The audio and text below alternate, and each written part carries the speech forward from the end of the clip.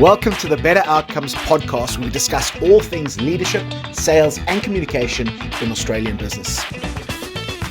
At Better Outcomes Training, we provide world-class training solutions for businesses who want to arm their teams with cutting-edge skills to lead better, sell better, and enjoy more success, purpose, and profit from the work they do.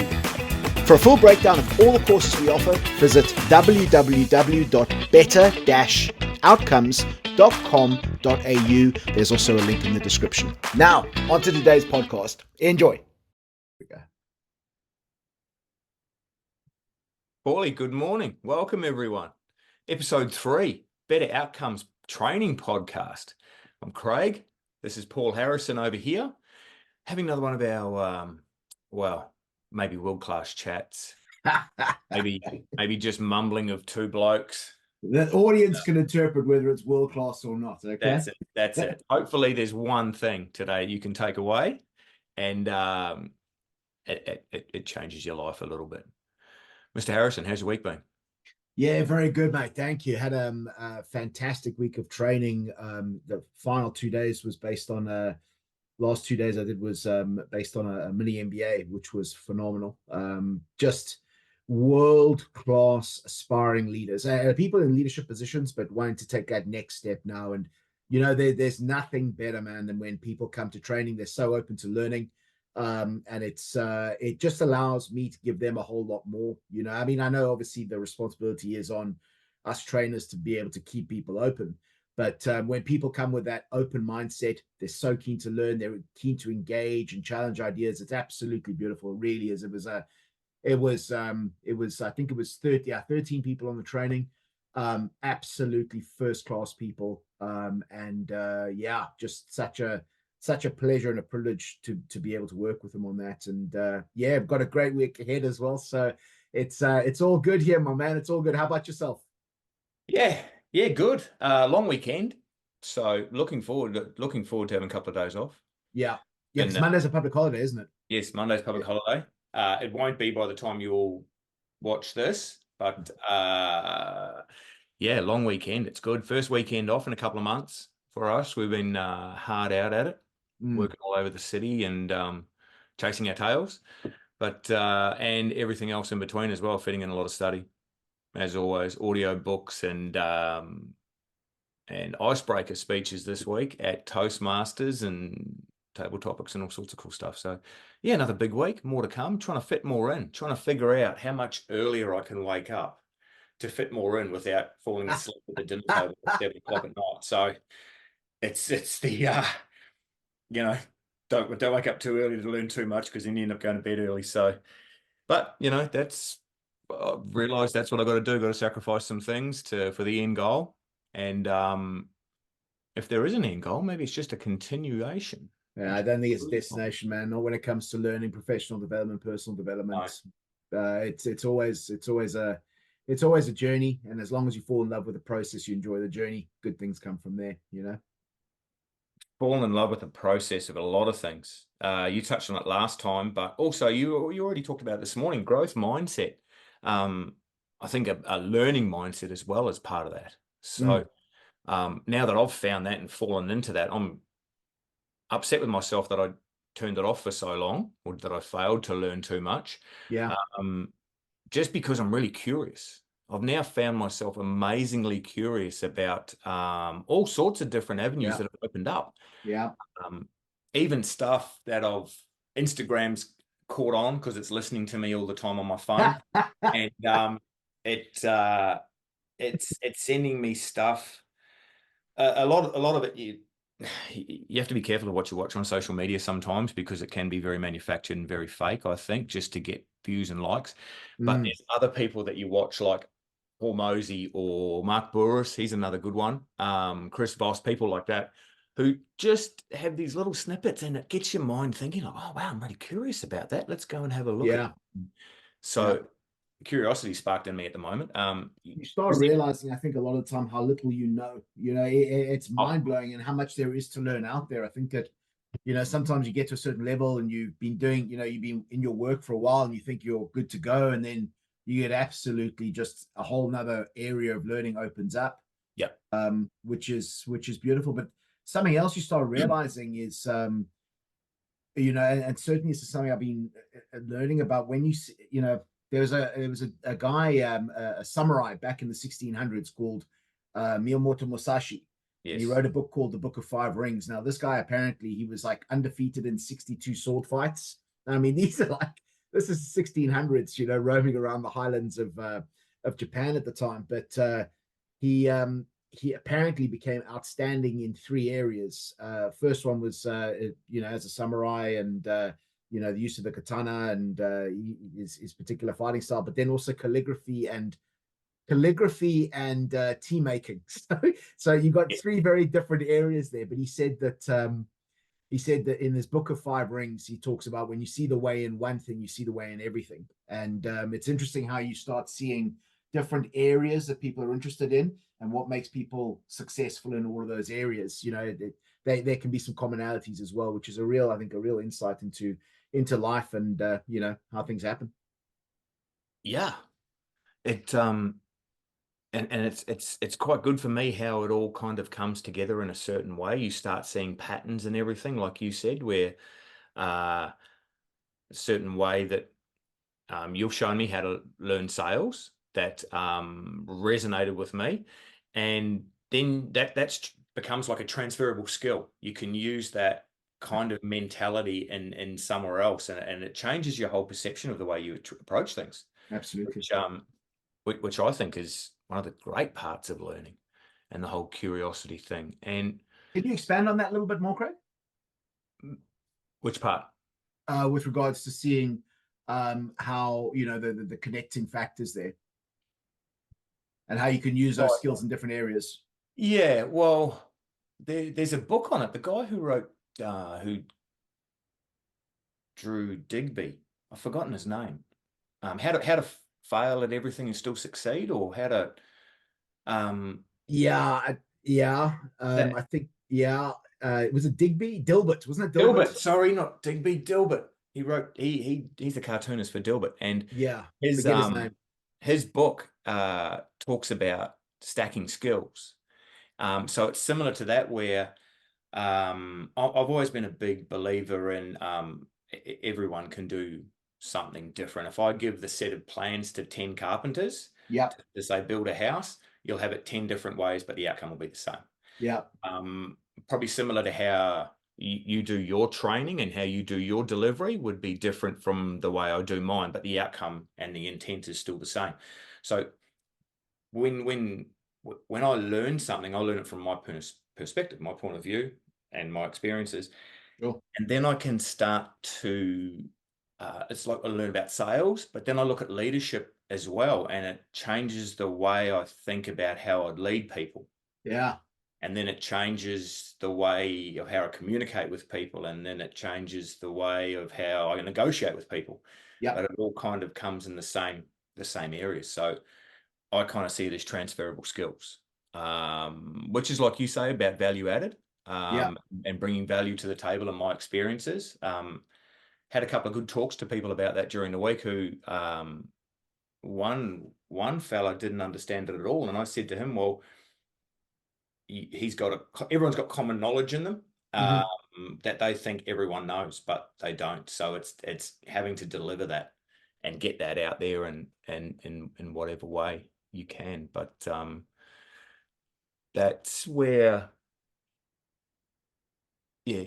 Uh, with the sales, I look at sales as coming at it from I want to help the client. I want the best outcome for the client, Yeah.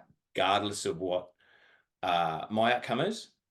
To me, that's the irrelevant part. I need to help them get their best result, and even if that means it's not with me, it's with someone else. Like I've over the years, I've had clients ask for all sorts of different things, and I've said to so many of them, I can't help you.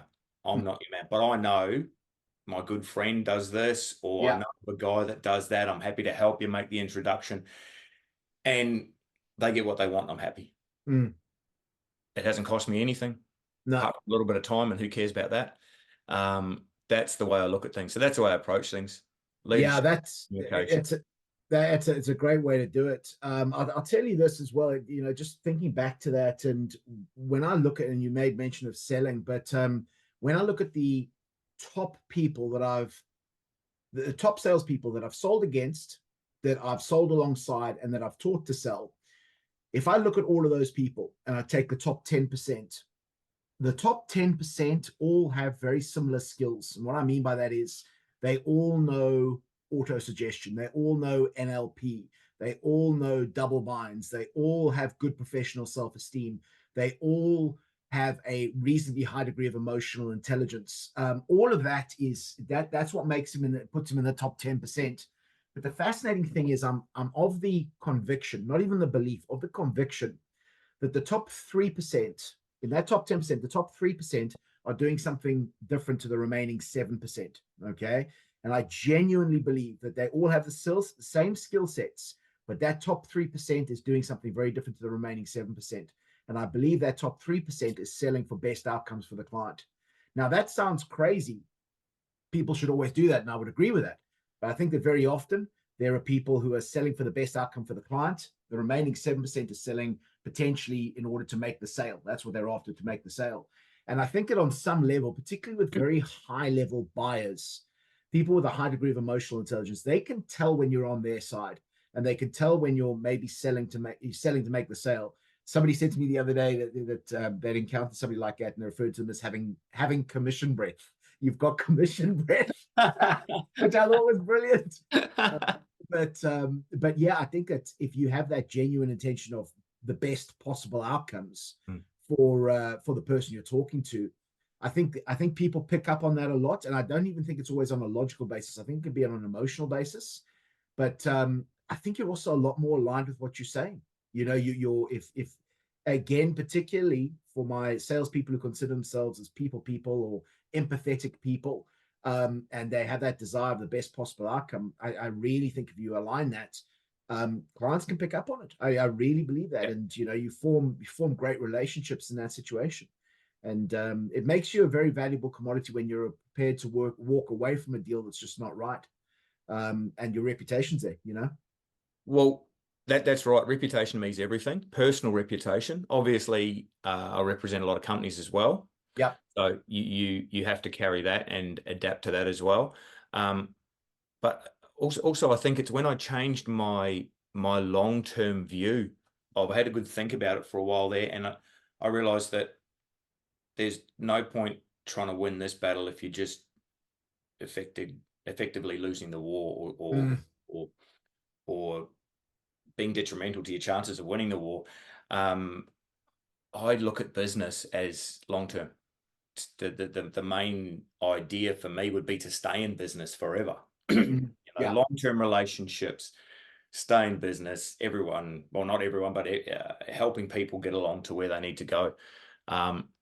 And if that long-term view, looking long-term, makes you realize that there's a lot of things that don't matter, that right now does not matter as much as a decade down the road. So making those relationships and like you said, reputation. Yeah, no, I agree. That, people see you in that light. You never know where it's going to go. That you may not just be, maybe not ready at that time, and that person comes back to you later on because they know they can trust you, and the deal's done. Yeah, absolutely. Listen, that poster you got behind you, mate. What is that? Is that all the beaches? That's all the beaches in my little town, Gisborne.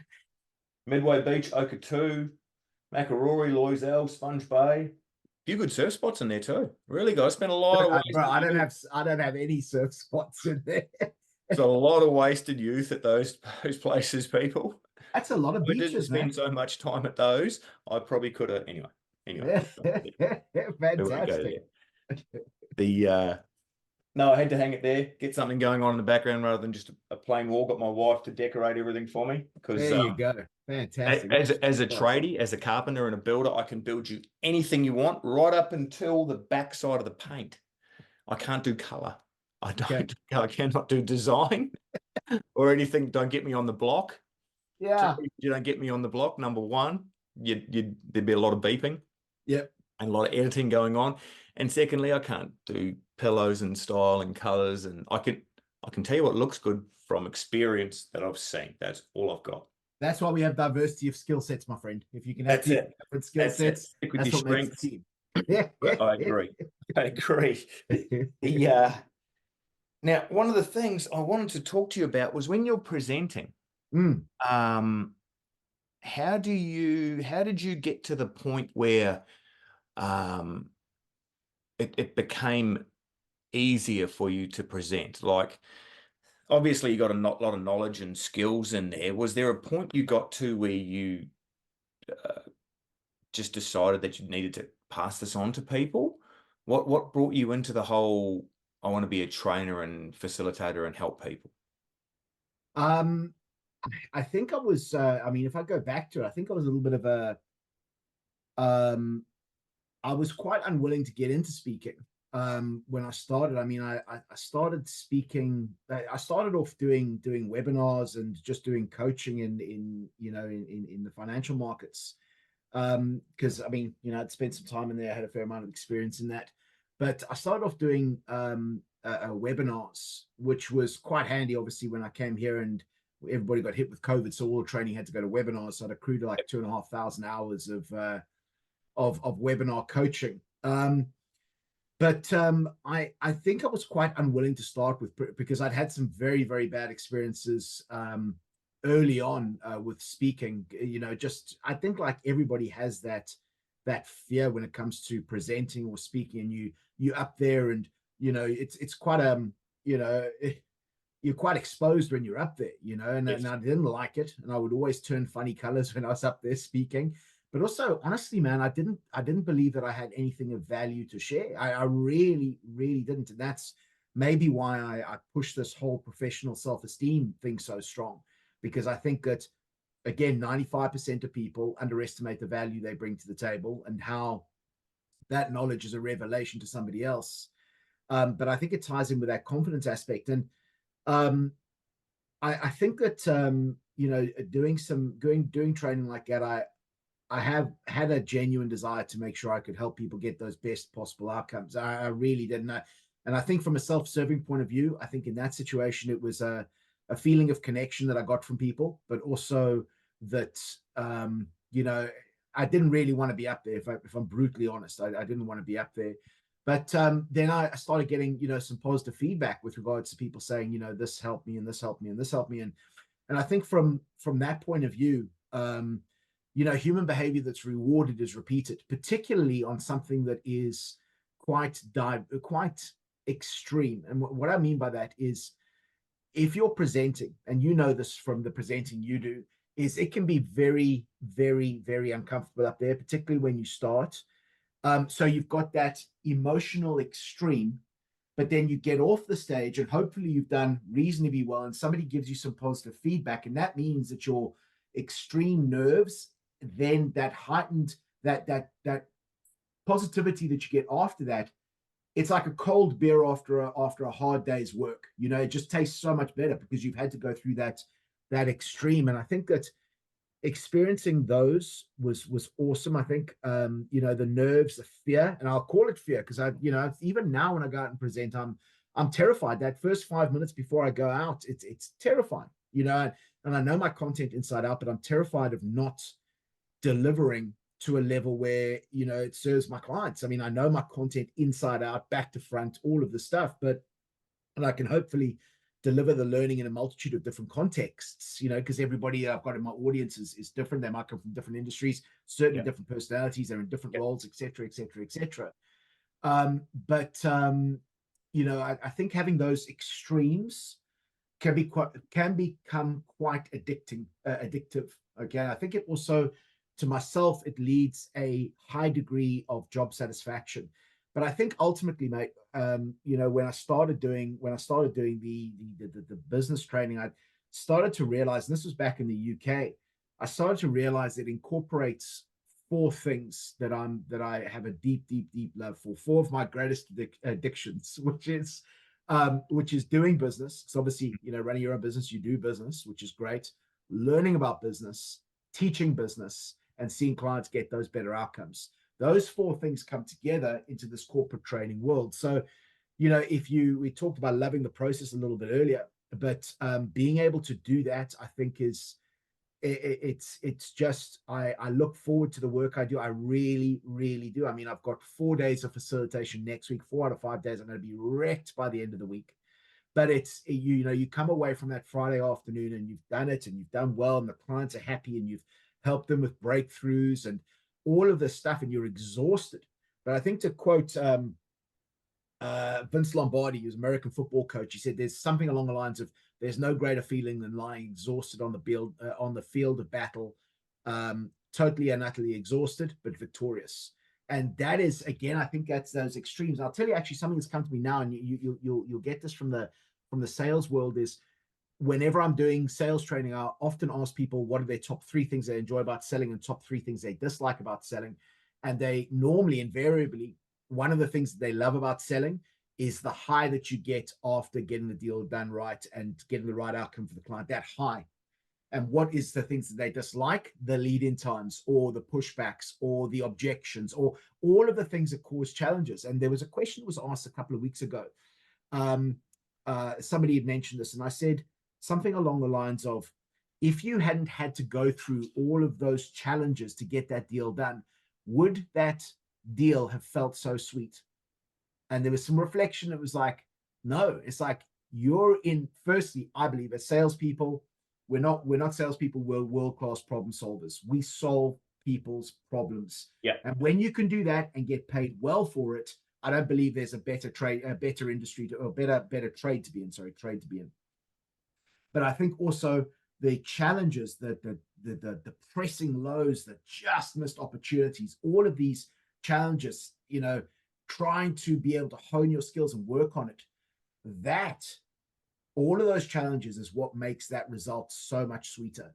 And if you have a job where, and we've all had these jobs before, where it's just process driven, you go in, you do A, B, and C, there's nothing unsurprising. Yeah, the days go past fine and what have you, and you don't have those emotional fluctuations, but you don't have that massive high along with those lows. So whatever role we're in, I think that very, very often, you're gonna get pros and cons in every role, I think. But I think from a training point of view, you have those nerves, that anxiety, those 5 minutes before game time, before we go. It's like 5 minutes, it seems like an hour. It really is. And I don't know who's in the room. I don't always know. Well, I know who's in the room, but I don't know their personality types. I haven't built rapport with them or connected with them on any deep, meaningful level at that particular time. But it's going in there and talking about stuff that you're passionate about, stuff that you use, stuff that's helped you before, but really with a very, very, very deep desire to help someone else get their outcomes. Yep. And I'll give you this little insight as well. And I think I've spoken about it to you before on breakfasts and stuff like that. But there's a story I tell myself before I go in. And that story is that I have to leave everything here. If I come out and I've still got a full tank of energy afterwards, then I've robbed my clients of something. And the thought process is there are things that my clients are currently having sleepless nights over that I can help them with. There's particular stresses or challenges or issues with confidence that they have that I can go in and help them with. Now, here's the thing.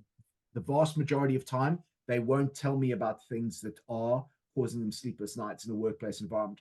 They might hint at them, they might hint at other things, but I have to be able to identify what those things are.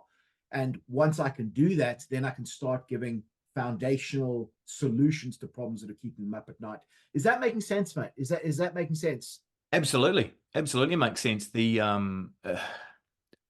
way that when I turned a corner with presenting was when through you, I realized that a lot of value that I've got, like we talked about before, my experience, my past, all my common knowledge adds up to invaluable knowledge to someone. So it's kind of, I realized that everything was inside me. All I had to do was relax, kind of step to one side, yeah, and deliver that information to the person that was there. I have Chris Voss ringing in my ears when we go through the discovery section of with a client, trying to work out exactly what it is they want and searching for those little unknowns. Yeah. that stuff that they Yes. don't realize is the gold Yeah. becomes, or that's what we're really after because I can help you with that. Like Yeah. that's what the root of the problem is. Sometimes it's hidden, like you said. People don't want to talk about their vulnerabilities and their deep problems. But through some good communication, getting that relationship going, inevitably they come out. And if Yeah. I can Yeah. help find them, it's not a bad thing. You're not the first person to go through this, no matter how special you are. And there's a solution to it, but half the problem is finding it, getting it out there, and Absolutely.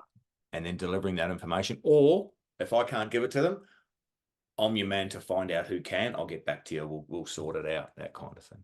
Absolutely. That's And the thing is as well, I think is very often it's crucial to make sure that and when I'm training, I see this very often. I ask each person what they want to take away from the training. And very often, what they're after is a solution to what I'm going to call a symptom that's driven by something a lot deeper. yep. So they want to be able to, with selling or with leadership, they want to be able to influence and persuade at a much higher level. They want to be able to influence and persuade up, down, and sideways. They want to be able to close. They want to be able to motivate people.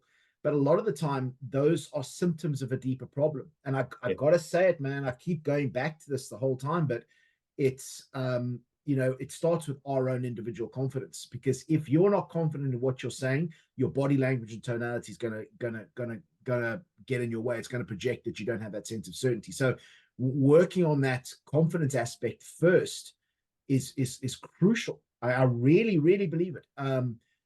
And once we can do that, you can stay in that positive, empowered mental and emotional state. You don't go to fight or flight, which is often a huge challenge with presenting. Yep. You're in that confident, empowered mental and emotional state. And I believe a lot of the time you have less sleepless nights. Because why do people have sleepless nights around work-related stuff? I believe is that they're focusing on things that they don't feel that they have the confidence or the skill sets to deal with at work. Mm. That's why we have sleepless nights. And if you could build confidence and give them the skill sets, and they're much more inclined to be able to get those better outcomes, which is Yeah. crucial. Yeah. They don't have like you said, the skill set to solve that problem. And I think maybe a lot of them have worked themselves into a corner, or the ego's in the way and they don't want to ask for help or Yeah, tell yeah. people that they're struggling, whether it's the boss or maybe they are the boss and they don't want to show everyone the vulnerability they don't know. But you And know, something else I've noticed about human beings is whenever we're going through a real tough time, we think we're the only ones who've ever been through that. Now, logically, yeah, no, that's not true, but emotionally, people feel very isolated in that situation. And a beautiful little technique is to make that to build rapport and to open people up to that is identify. So often that is a massive problem I see in the workplace environment.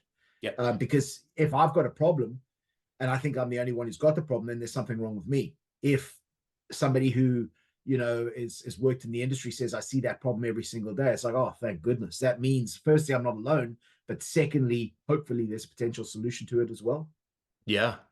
Some of the biggest breakthroughs I've had, even with good friends of mine, I noticed them. I noticed things about them that seem familiar to me. Like I've been through that.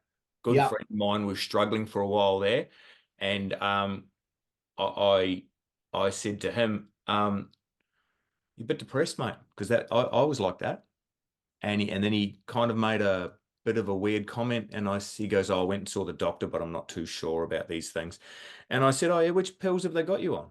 Because I was on a couple of those for a while. They help out a lot, and that just broke that barrier down, changed everything. yeah, And he was like, "Oh," because he was embarrassed to talk about it. yeah, And like I said to him, mate, you're not the only one who's been through this. Don't yeah, you don't be upset about it. Don't go blocking yourself away. yeah, Um, I think if you can, I mean, I've got around a bit. I've crashed into a lot of people, a lot of different people and situations. And if you can, if like you say, if you're active listening, you're paying attention to what their body's saying, you can pick up on little snippets, and you're like, oh, I know what he's going through. I think I know, or you can kind of align yourself with that, and you can just break that stigma all right apart and yeah, get to open up.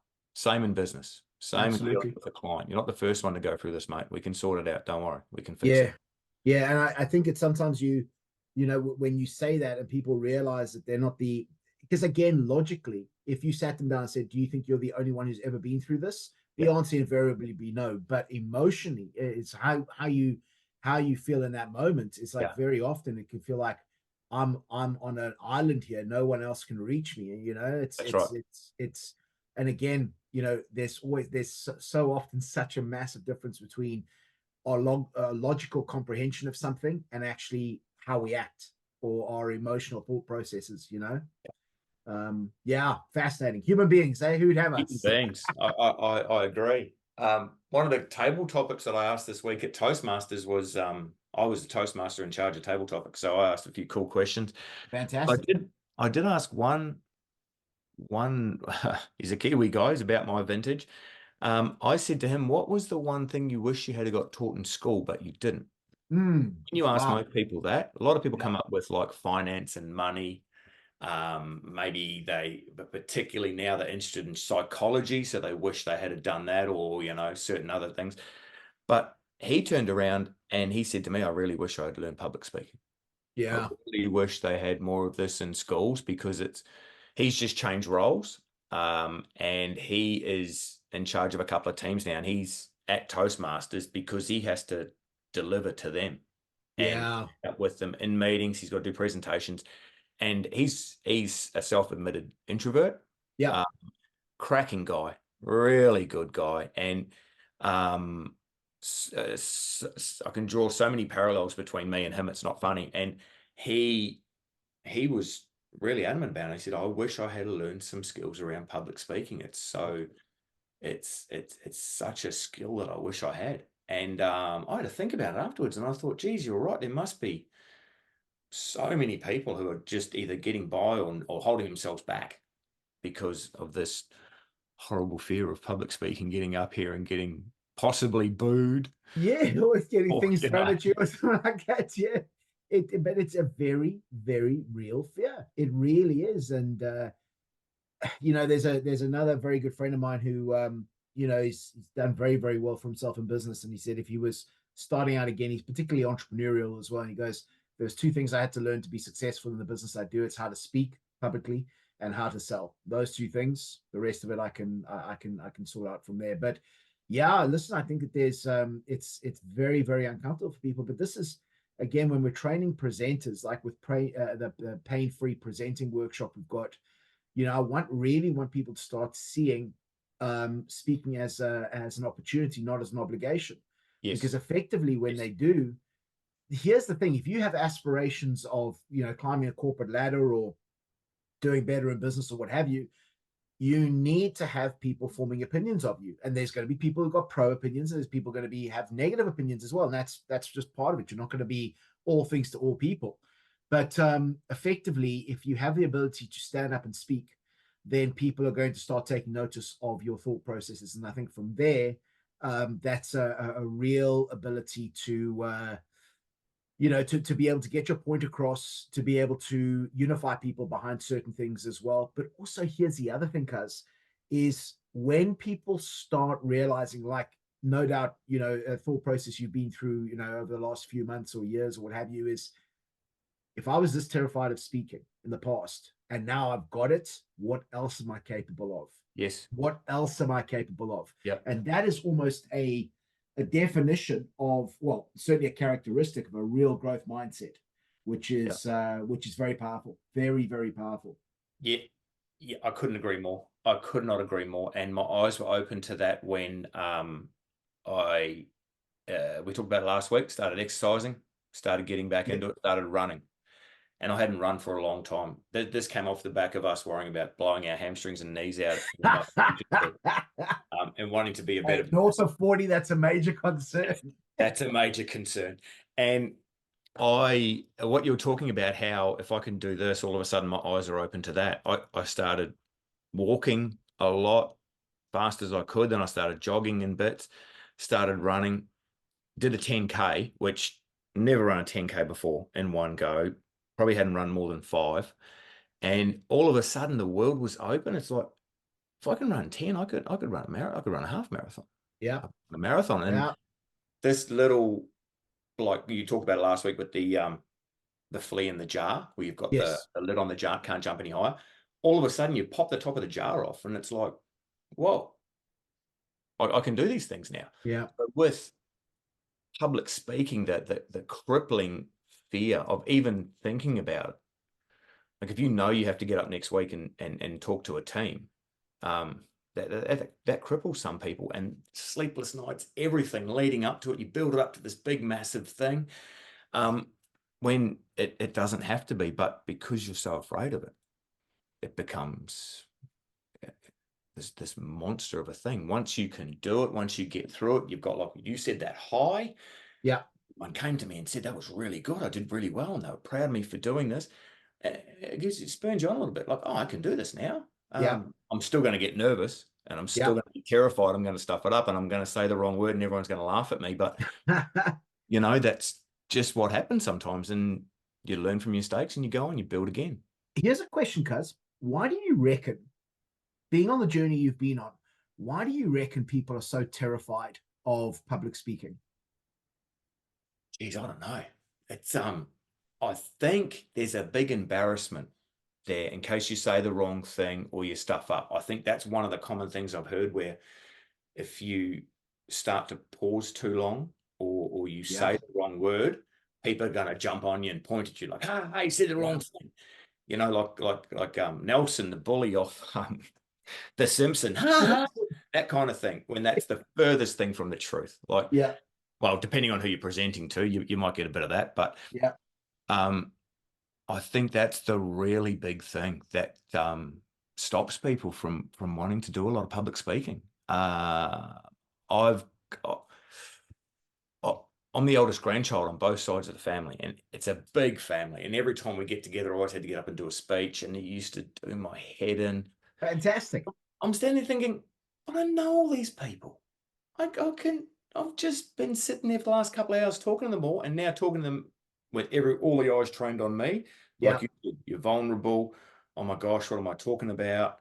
Um, even at Toastmasters, I got it through my head the other week where I had to stand up and do a table topics question, and the question was something like, if you would be an animal, what kind of animal would you be? A horrible question, but and I'm standing up there, my brain's shrinking, and I'm looking at everyone. 5 minutes later, we have a break, and we go into a little kitchen and have a cup of tea and biscuits. And because I was one of the new people there, they started asking me questions about it. And I looked up from my cup of tea, and I looked at everyone, and everyone's looking at me, and I'm having a calm, relaxed conversation, talking to them about when 3 minutes earlier, I'm absolutely beside myself talking to Yeah. the same people, and it's just in a different setting. Different context. Yeah. Different context. They're in tables around me, like I'm standing out the front, vulnerable, panic. Standing in a smoko room, or standing in the kitchen, having a cup of tea, it's just general conversation. It Do you didn't think it make comes sense. down And to then I this? realized, you know what? It's not that hard.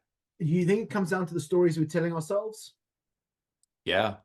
I think it's coming, looking at people standing up there doing it, thinking I could never do that. I'm not that Yeah. interesting. I haven't got those kind of stories. There's no Yeah. information in me.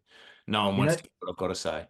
the fascinating thing is with regards to, who am I to be up there? And again, that imposter syndrome fueled by that underestimating the value we bring to the table. It's interesting. Whenever I do a workshop, I always go around the tables and I ask people four things: who they are, what they do, something unique / fun / quirky, and then what they want to take away from the day or from the training. That'll give me an idea of how to personalize the training to each person as an individual. The fascinating thing is the number of people who say to me, "There's nothing, they have nothing quirky about themselves," and it's just like, Really? you're an individual. There is something that's quirky about you. It has to be. Yeah.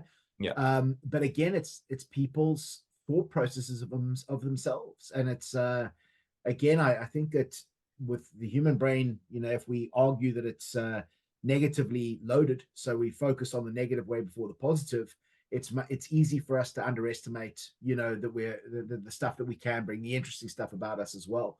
And I think that feeds that internal dialogue that we have and the stories we tell ourselves as well.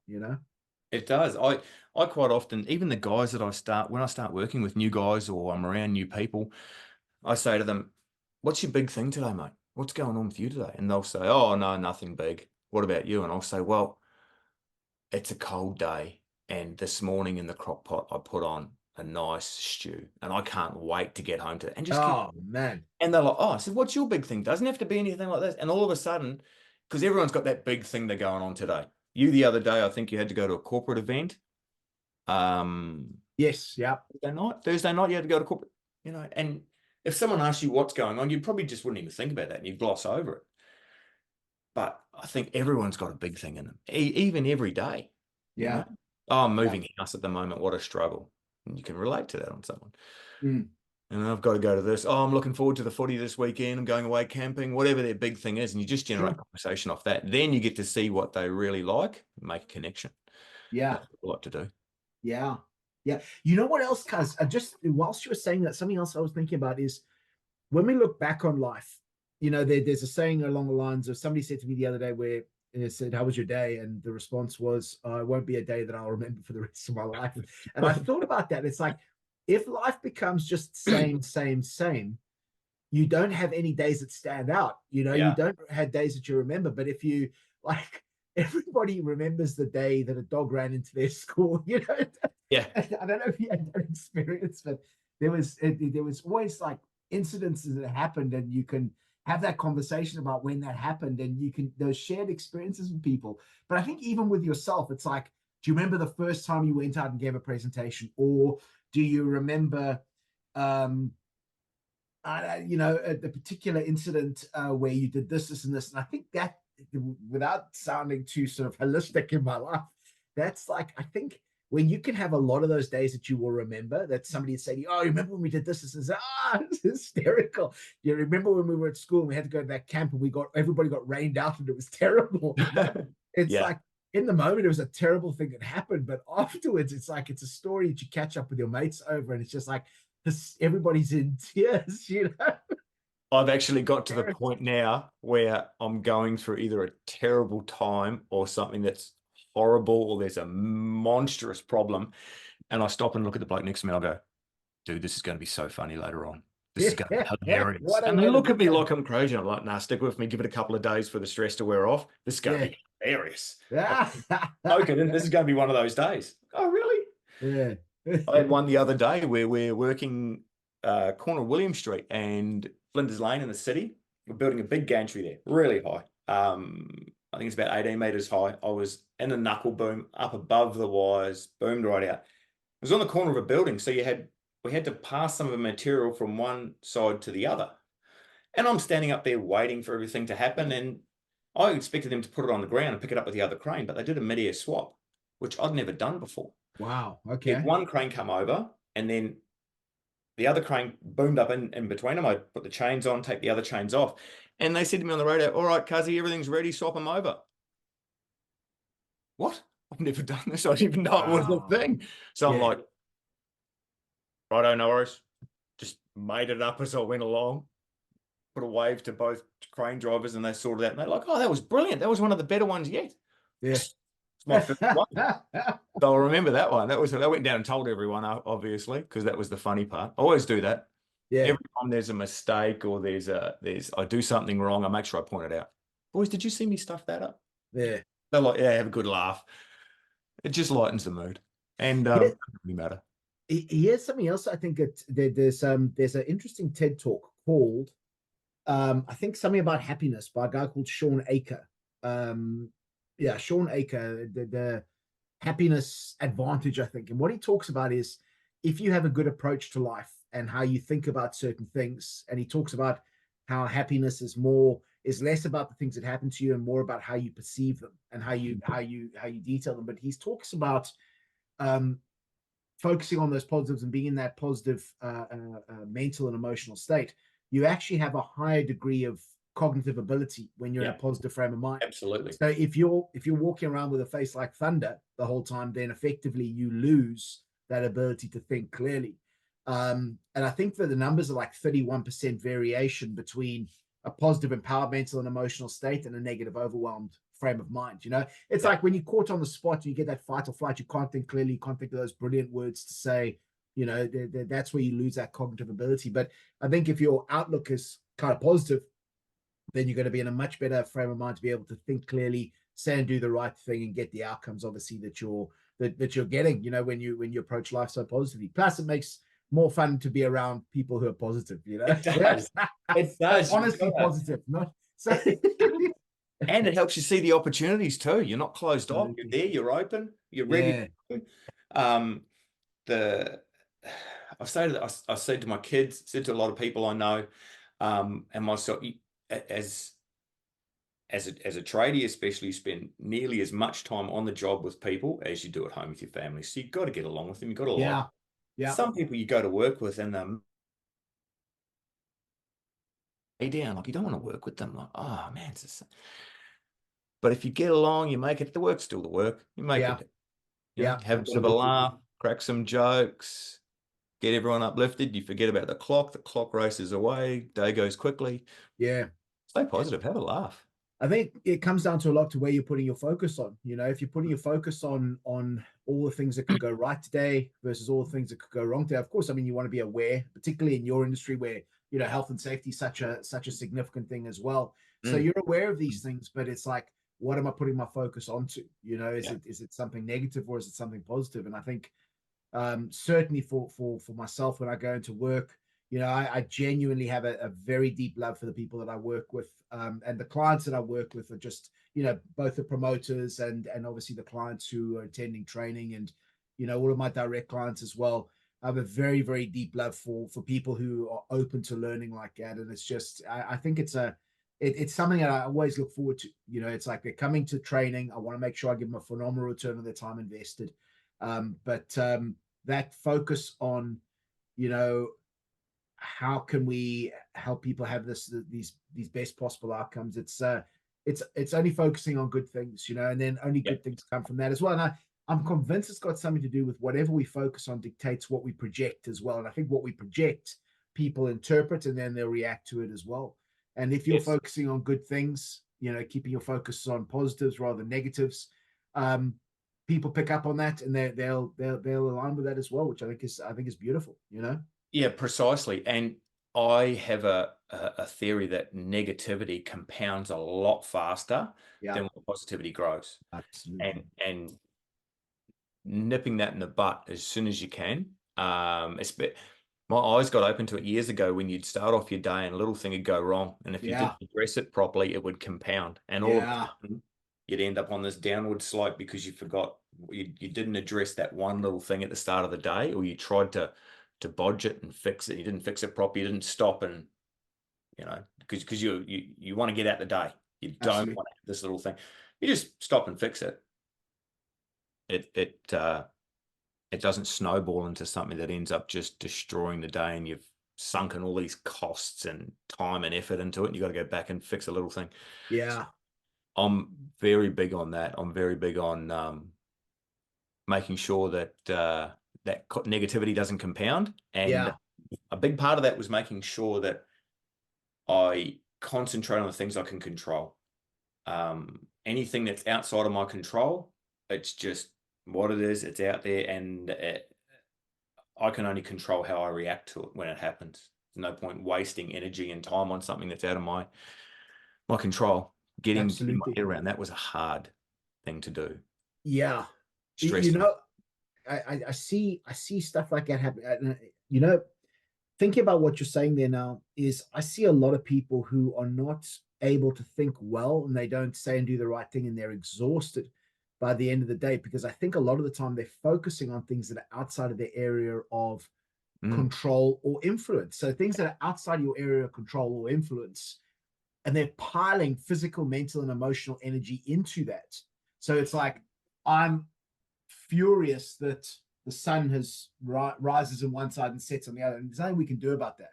But exactly. effectively, if you're putting energy into it, you're not getting a return on that energy invested, and because of that, what effectively happens is you become more and more exhausted. If I make a commitment to myself on Sunday night that this week only going to eat, I'm only going to eat homemade food, so I'm going to spend half an hour prepping my food, but I'm then focused on all of these things that are way outside my area of control. I get exhausted by the end of the day. I've got no return on my energy because I'm just putting energy into things that are outside of that area of control. I come back exhausted from home. I couldn't be asked at all to spend half an hour making dinner. It's like, that takeaway app is looking pretty damn good by the time you get home, It's like, guys, you go to work sometimes and guys are like, oh, it's going to rain. Oh, it's going to be hot today. It's going to, yeah.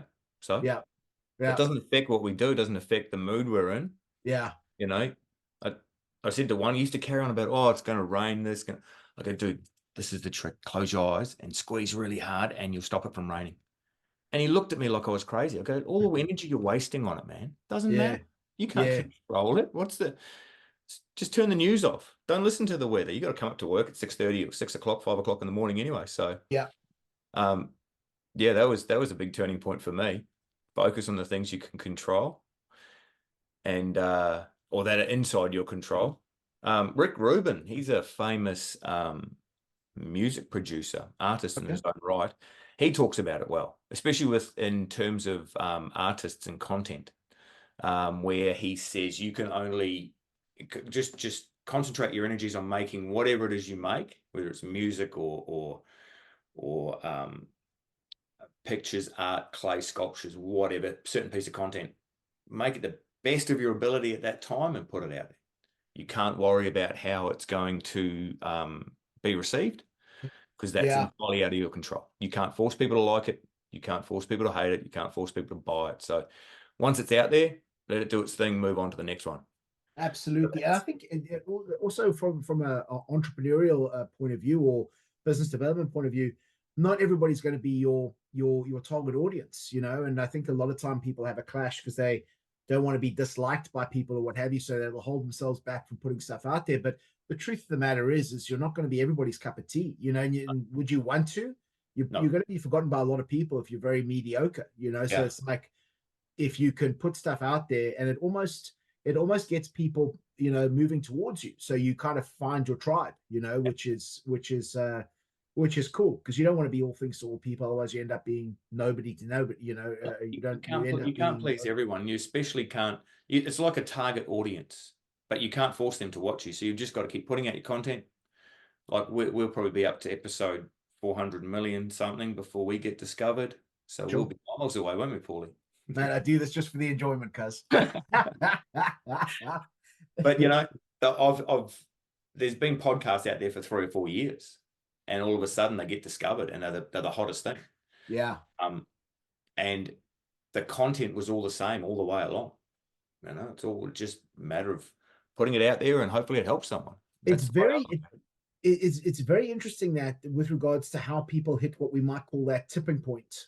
Hormozy talks about it. Alex Hormozy talks about it with regards to, for 4 years he was putting out, every single week putting out a podcast, and then it. only in 2021 I think did he get any serious traction. And I'm probably botching those numbers, but are you familiar with an author by the name of Malcolm Gladwell? Malcolm Gladwell. I think you mentioned last week something about kids playing ice hockey. Yes, Uh, Outliers. Yes. Now he's yes. written another book, and there was a first book. His first book that I stumbled across was a book called Tipping Point, and what he spoke about was how social epidemics start. And when we talk about social epidemics, we're talking about sort of thought processes, and how thought processes connect people, and how you get these sort of viral movements effectively socially. And he talks about 4 different types of personality types out there. He's got mavens, who I think we would call subject matter experts, maybe. And folks, if I've got this wrong, I've got it wrong. But there was one point here: salespeople, someone who can communicate an aspect. Then you had connectors, and these are people who've got a high degree of um, social standing. They have people who can connect people. They're very well known, very well thought of. And he talks about, and then the last one was, I forget what the last one was, but he was talking about how you need all these different people to be able to get to that tipping point. And he actually cited a historical reference, which was Paul Revere's ride. You know about Paul Revere's ride for the American Civil War? It's ringing a bell. I can't grab it. So Paul Revere, and again, I'm probably going to botch this, but when the British or the English arrived in Boston. I think when they arrived, the militias had to be raised from the US. So basically, they sent out Paul Revere, who's one of the riders, to go and alert everybody else in the vicinity Mm. and to start raising the militias to to defend the situation. And then they sent out another guy out in the other direction, so they cover off all those areas. And they're just stopping at all the towns, the cities, the hamlets, the different farms to tell people, listen, they're coming, get ready. But the interesting thing was Paul Revere got a lot of traction, but the other guy went in the other direction, didn't get any traction. And they put it down to his ability to be a connector or a salesperson or a maven, seen as somebody who was credible, could get a point across, or was well thought of.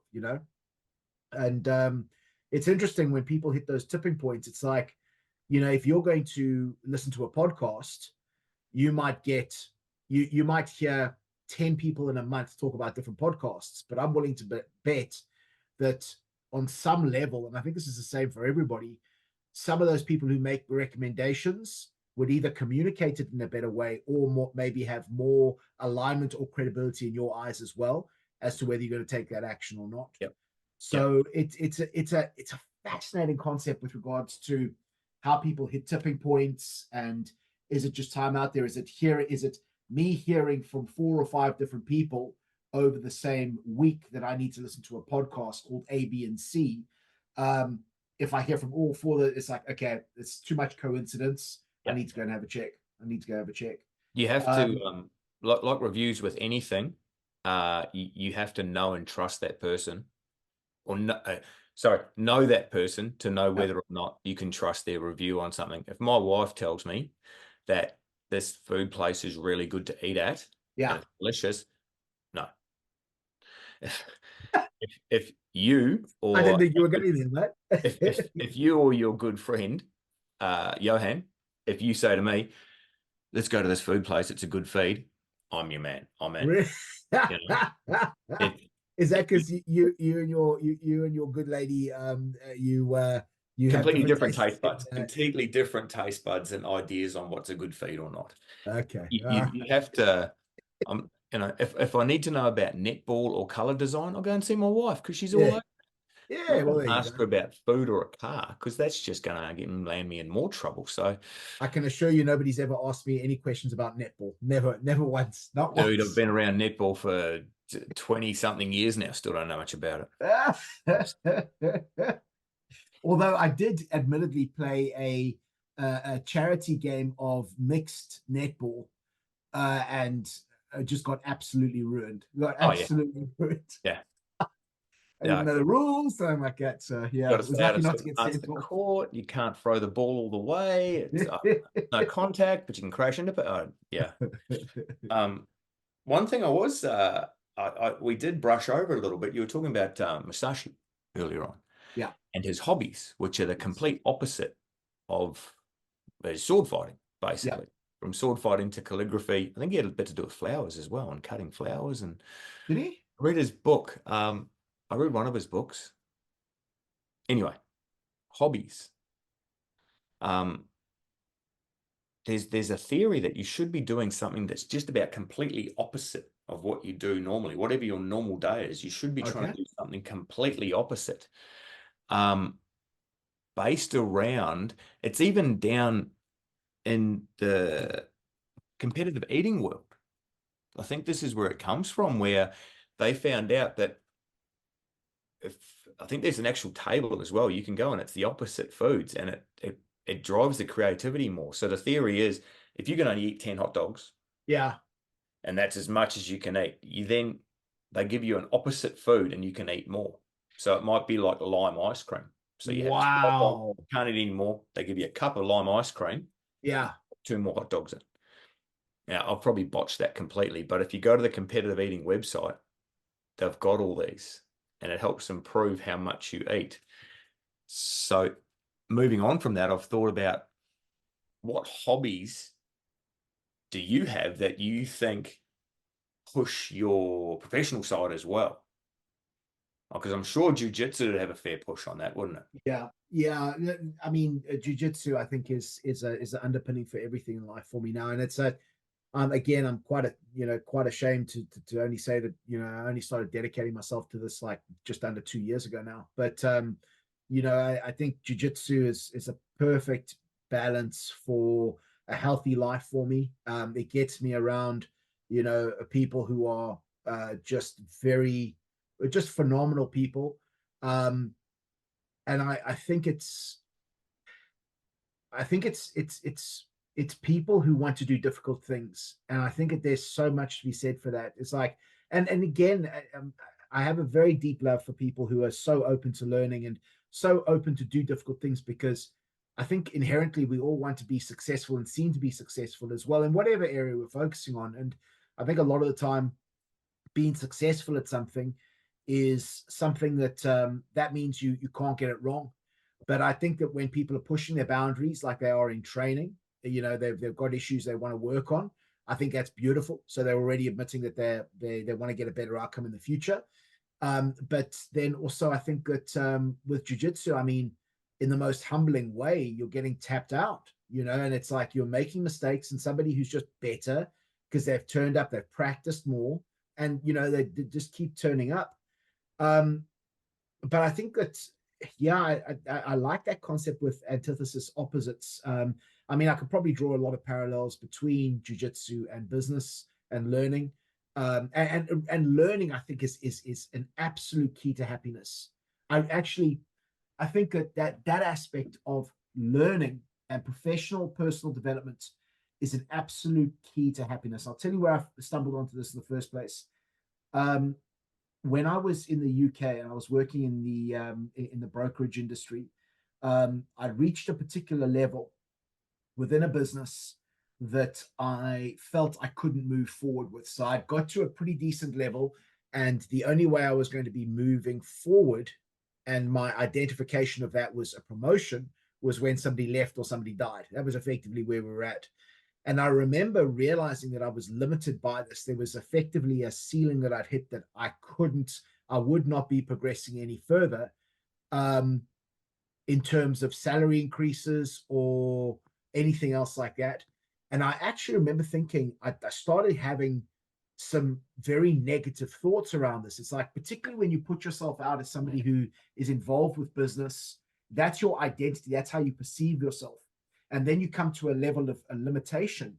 I think that's where, I don't know, I think as human beings, we need struggle. We need some degree of struggle, some load to bear, something to push against. Yes. And I Yeah. think very often taking on a new challenge, a new level, there's a new devil, there's a new challenge you have to overcome the whole time. And I'll tell you this, guys, it was like, got to that level, and it's like, I cannot progress. And even though I was only defining progression in terms of salary increases or job promotions, that's how I was defining progression. And then I stumbled onto personal development and professional development. And I actually remember listening to the audiobook, 7 Habits of Highly Effective People. And it wasn't even an audiobook, mate. This is going back to CDs. It was a CD. It was a CD. And I remember listening to this, and just my brain started to unlock and thinking, if I can learn this, then that's a key of development as well. And starting to realize how important professional development was. And I think that self-esteem comes from overcoming challenges. I think it's very difficult to stay in a comfort zone and have high self-esteem, because I certainly remember being in that position where it was very much a comfort zone and Yeah. there was no new things to challenge. And I'll tell you, there was some very, very negative thought processes starting to inhabit my mind, and you start putting that energy into other areas, like you can go to the pub on a Wednesday, Thursday, and Friday. It's just like, Yeah. it's not good. It's Is not it good. kind of because you think you were bored? Yes, I think so. Or you're looking for some distraction, or Yeah. you're looking for something to challenge you. And I really believe, and I've had clients say this to me before as well, where they really didn't feel good about themselves. And I'm not talking about professional self-esteem now, I'm talking about personal self-esteem. And one person in particular was saying to me, I think it's because I sit in my comfort zone. I'm just in a comfort zone. I don't challenge myself on the regular. But you think about it, if you get outside your comfort zone and you do something, even if you don't get it perfectly, you've beaten that inner weakness that you had, which was, I'm terrified to try this. It's outside my comfort zone. Yeah. You and I go to jiu-jitsu. we train there, and we know any single day we're going to get put into a position where we're going to have to tap out. That's it. And that's tap out. But the way it's thought about now is that that's part of the learning. It's not that you've, your ego's involved or anything like that. So yeah, I think that ability to take on new things and keep learning like that, I think it's an absolute key to happiness. I know I've gone off track of what you were asking about, but No, no, it's precisely for me. I now lean towards what's hard. I lean yes, towards as soon as my brain says I'm not doing that, yeah, then I know I don't like it. I'll avoid it for a little bit, but I know that's what I have to do. My wife yeah, opened my eyes to it when I went to go jiu-jitsu, and she said something to me. She goes, "I'm so glad jiu-jitsu's hard for you and you suck at it." What? What do you yeah, mean, baby? And she goes, "Because if it's not hard, you'll give it up. If you," she goes, "everything you've done before that you found easy, you don't stick with. Because yeah, there's no challenge in it for you." yeah, I wasn't too happy with that, and I had a bit of a think about it, and she's right. yeah, You got to have, I particularly, not everyone, but I've got to have that struggle. I've got yeah, to, something's got to be hard for me. Something's got to really suck and to really get my attention and keep it going. yeah, Um, and now I'm learning that's the way for me. So I've been learning a language as well. I watched a TED talk on from the gentleman, I can't remember his name, but he's one of the founders of Duolingo, which okay, is the language app. And him and his business partners set out to try and find a way to raise the level of living for poor people. And they boiled it down to language. So if you think about, I think it was in maybe in Mexico or somewhere in South America, they said, how would you take this? I think they used the example of a porter at a, oh no, they used the example of a waiter, I think. How would you improve their life? Well, he only knows Spanish. If you taught him English, he could speak to the English tourists. So he'd probably get a job at a hotel. yeah, And then if he knew maybe German or French as well, then he could go to mm, the next hotel because he had a base on, and that would be the way to go through. And then they make it so it's free for everyone. And if you want to pay for, if you don't want ads, you pay for it. And that's how they fund it. I think they already had a bit of cash behind them anyway. But so I decided to learn a language. fantastic. What language you learning? Uh, well, learning Indonesian. So I've Okay, done 100 days on Indonesian. And I, because me and my wife spend a lot of time in Bali, and we're going to spend a bit more time traveling now that we've not got rid of our kids, but our kids have, 2/3 of them have moved out. And so we can now start doing some cool things with our life. So we're gonna travel Southeast Asia. And beautiful. I thought Indonesia would be a good place to start, but I've done all right. I can talk about cats and I can order some food.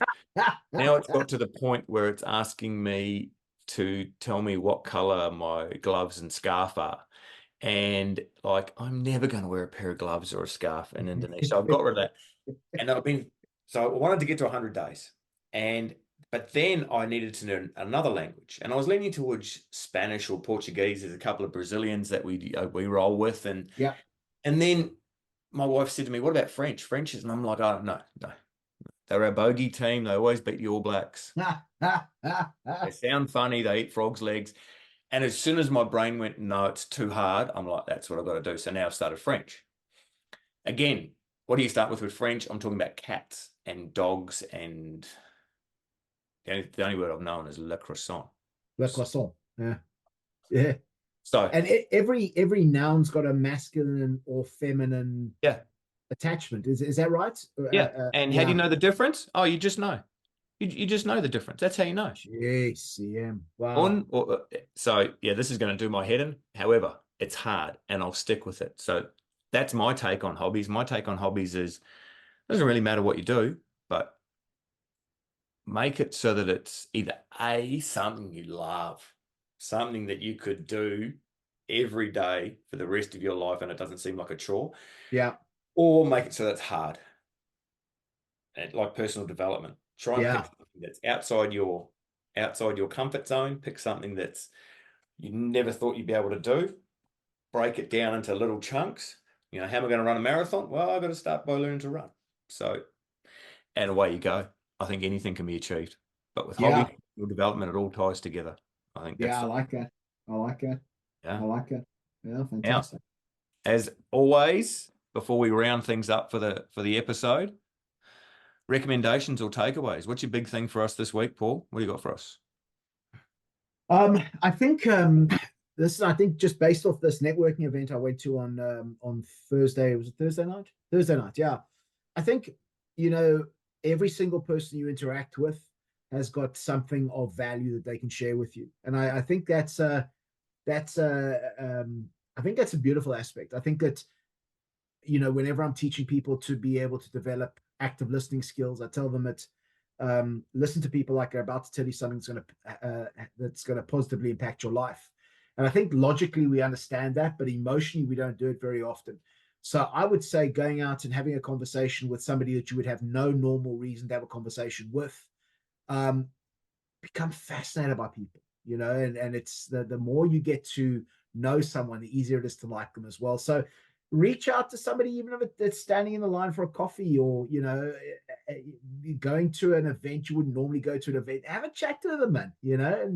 And firstly, you overcome a lot of your own insecurities, but secondly, I think it's you become fascinated by people. And people also, when you start enjoying listening to people, it's amazing how people open up to you. So that'd be my recommend. Go and have a conversation with somebody you wouldn't have any reason to have a conversation with. How about yourself?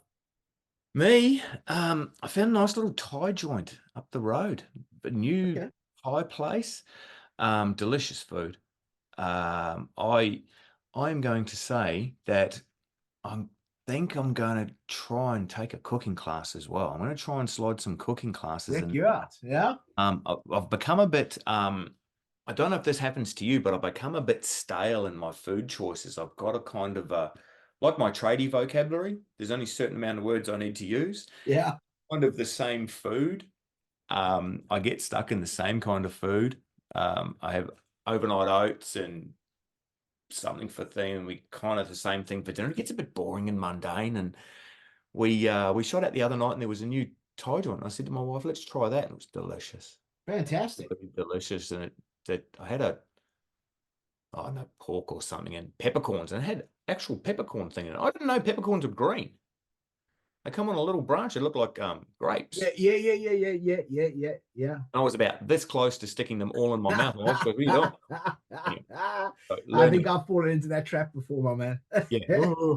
So yeah, push the boat out a little bit when it goes to food. So I'm going to try and do that. Maybe do a cooking class and see what I can expand on. Fantastic. Sounds But awesome, bro. thank you very much once again. Beautiful. Great stuff. Really, really appreciate it. Always good to have a catch up. Yeah. Always good to have a catch up. Take care of yourself. I'll see you on the next one. All right, mate. See Take you, care. buddy. Cheers.